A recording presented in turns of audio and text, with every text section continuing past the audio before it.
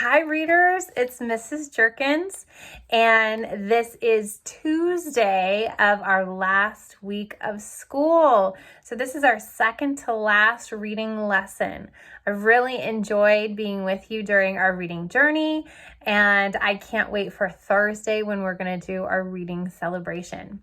But today what I wanted to do was I wanted to get in one last lesson to talk to you about something that's super important to be doing all the time when you're reading. And I thought if I could tell you one thing that I wanted you to work on during the summer between second grade and third grade, it would be this. Are you ready?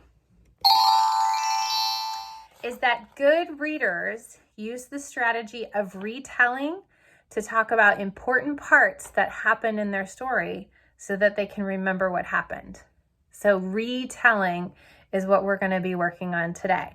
So I have a couple of strategies for you for retelling, and they're pretty easy. So take a look. Okay. So we have the alien next door, and I know we didn't get to read the whole story together. You got to see chunks and parts here and there along the way, but we never got to know the whole story.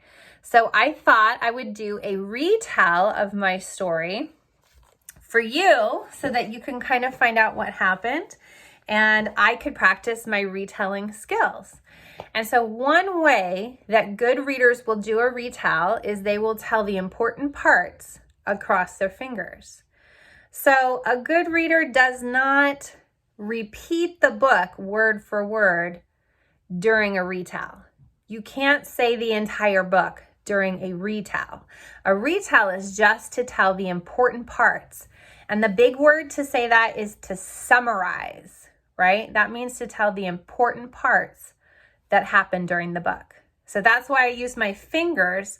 That helps to remind me that I can't say every single part.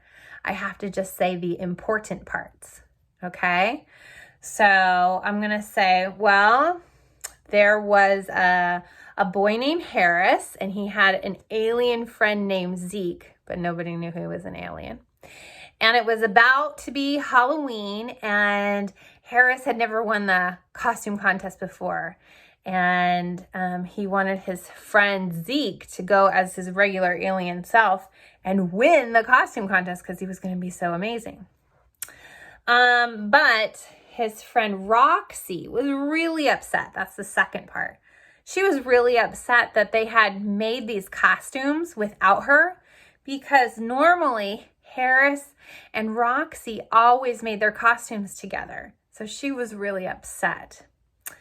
When they got to school, here's the third part. When they got to school, this kid, Jeremy Jenkins, he was very jealous of this costume. He thought it was really good. He didn't say that, but he was very worried and jealous that he was going to lose. So he kept trying to sabotage the costume all day.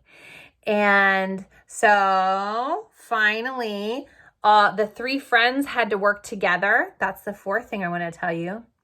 The three friends had to work together to get the teachers to realize that Jeremy Jenkins was trying to cheat and to try to do something bad to Zeke's costume. So they got him thrown out into the principal's office. And then finally, it was the contest, and Zeke won, but he won second place. There was another costume that the teachers thought was better. But he did win second place, and Harris won third place. So they did get to win. So that was my story across my fingers. So that is super easy. You can do that at any time when you read a book because you'll have the book with you. You'll have the story in your head that you have summarized, and you always have your fingers with you. So that is the super easiest way that you can do it. Let me show you one more way that you can use as well. So we remember that readers retell to help them remember what has happened, right? And these are the important things that you have to know about your story before you can retell. You have to know the names of your characters, what the characters wanted, what the problem was, and what was the solution. And so the really easy way to do this is a wanted but so sentence. And that's like the easiest way to do a retell. And so I would say the character Harris wanted his friend Zeke to win the costume contest, but Jeremy Jenkins kept trying to sabotage it. So the three friends had to work together to let the teachers know. And then Zeke got to win second place of the contest. So this right here will be available to you on your Google Classroom. You can print them out. You can have one up on the wall in your bedroom. You can make lots of copies if you want for yourself over the summer. But retelling would be a great way to practice with your reading to make your reading muscles even stronger over the summer. So that's my recommendation to you, is to practice retelling today and every day when you're doing reading. All right, I can't wait to see you on Thursday. Bye, readers.